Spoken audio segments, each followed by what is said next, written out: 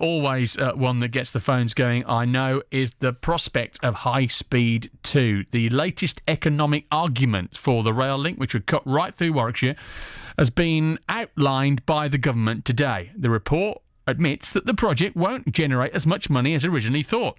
The economy now expected to be benefiting by £2.30 for every pound spent on HS2. That's down from £2.50. Doesn't sound a lot, does it? But across a spend of 46 billions, it adds up to quite a bit. The reason that the economic benefit expected from the project has fallen is because the cost of building the line is predicted to rise.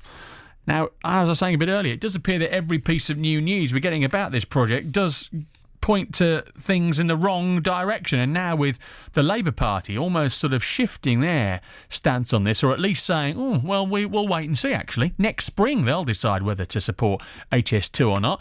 Is political backing for the project softening up? Jerry Blackett is the Chief Executive of the Greater Birmingham Chambers of Commerce. Jerry, good evening to you. Good evening, Phil. And Joe Rukin is from the campaign group Stop HS2. Hi, Joe. Evening, Phil. I know, Jerry, you've been a supporter from HS2 since the project was announced. We spoke many times on this programme about the rights for it and everything that's going for it. But today's report, another piece of news that isn't good, however you try and spin it.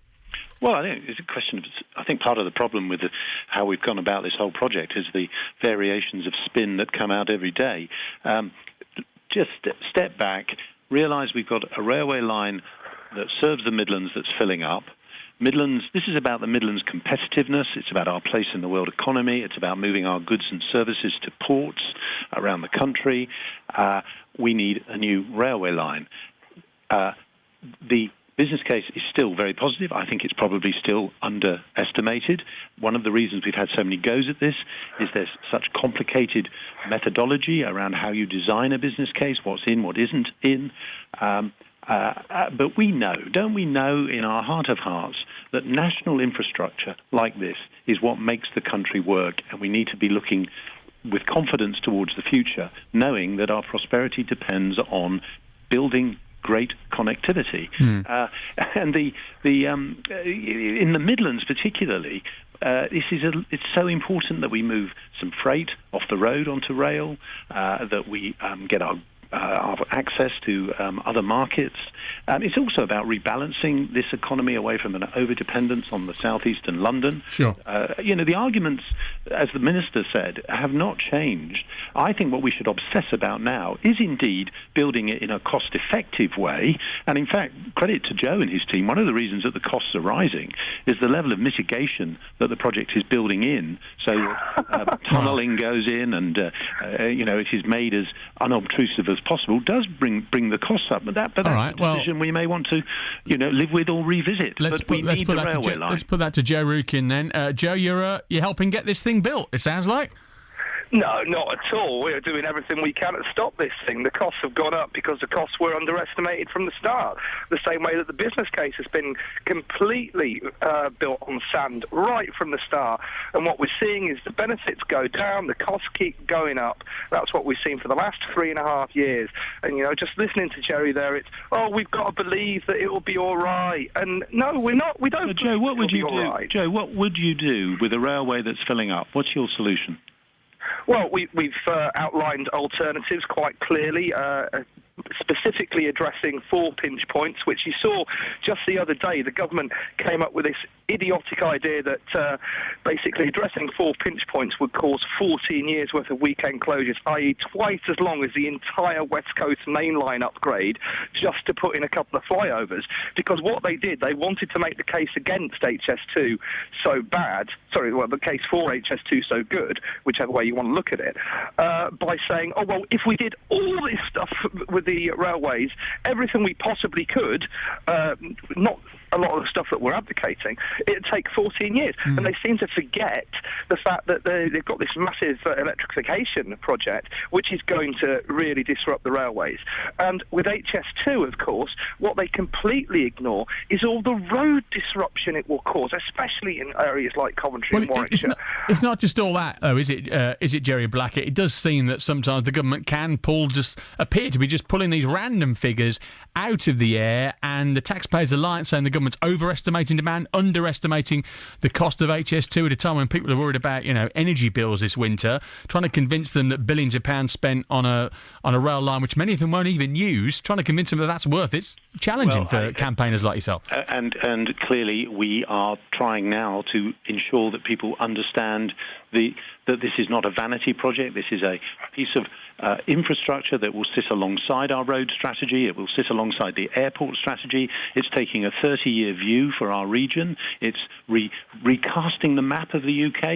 You've then got an international airport that has connectivity in a way that we've never seen before. And for once, we're looking long-term, and we have a sort of transport vision that the country too often has fallen short of. And I think what's so sad is the political football. Ed Balls knows we've got to build a new railway line. He knows that. But the modern politics are such that, well, I'll flip-flop depending on where I think I might get some voter support. And I think that's just so sad. And so I think you feel Labour will flip-flop on this come next spring when they make a decision? They won't. You see, I think in private, I think Labour will acknowledge that this has got to be built. And I think the sadness is that we have a political system that pushes people like Ed Balls into trying to claim some distinctive territory. So Ed says, I'm going to be really tough on the costs.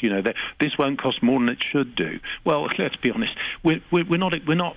The current approach is a huge cost-down exercise around this programme, and it would be much more helpful if we took away some of that posturing and our national leadership got behind national infrastructure. Okay. Said this has to happen. Joe Rukin, given this shift in emphasis from originally it was all about speed and getting from A to B much quicker to, as Jerry Blackett's saying now, it's about connectivity, it's about the long term. That all sounds much more visionary, doesn't it? Actually, that will be much harder for you to combat in your anti-arguments, won't it?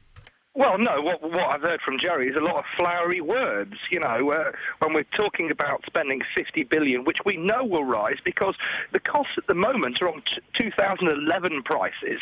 So we've got 2 years inflation to stick on. The Welsh and the Northern Irish reckon they can get Barnett consequentials, which will stick on another 5 billion.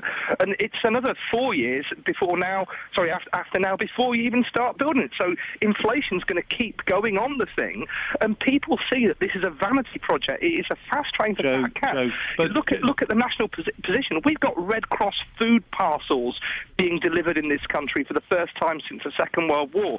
That's just one of a plethora of examples of just showing. Yeah, and if we want to have jobs for people in the future who are listening to this radio program, they need an economy that is being built for the future. We've looked at upgrading the current line. It is not possible to patch and mend the existing line. No, this is a thing. You're talking about patching and mending. Like the government at the moment is planning a massive patch and mend programme in HLOS, in the electrification project, in the idea that we might actually finally get a station in Kenilworth, for example. And that, and then you say, dismiss improvements in the existing infrastructure as patch and mend. I'm not saying that, Joe. I think the existing improvements, very quickly, Jerry Blackett. Well, the existing improvements are important, but they only work if you build some more capacity. Kenilworth Station won't have any trains going through it if we don't have a new line to free up. Well, that's absolute rubbish. The train track through Kenilworth has got next to no trains going on it whatsoever. It's got a few freight trains and an hourly Voyager service, which, is the pathetic cocktail sausage train that is the only train that connects Leamington and Coventry. That is absolutely ridiculous. You can't even get a train from Coventry to Leicester because when they did up the West Coast Main Line, they removed the through track at Nuneaton. And it's those sort of improvements on local trains and local connectivity which will actually secure jobs in the local economy and stop people getting sucked down to London, because that's what all this is about. And even the government's own KPMG report said it was just about getting people to London. London was a primary. Joe, I'm going to stop you there because we've got a break in there. Joe Rukin from the campaign group Stop HS2, Jerry Blackett, Chief Executive of the Greater Birmingham Chambers of Commerce, with us on BBC Coventry and Warwickshire.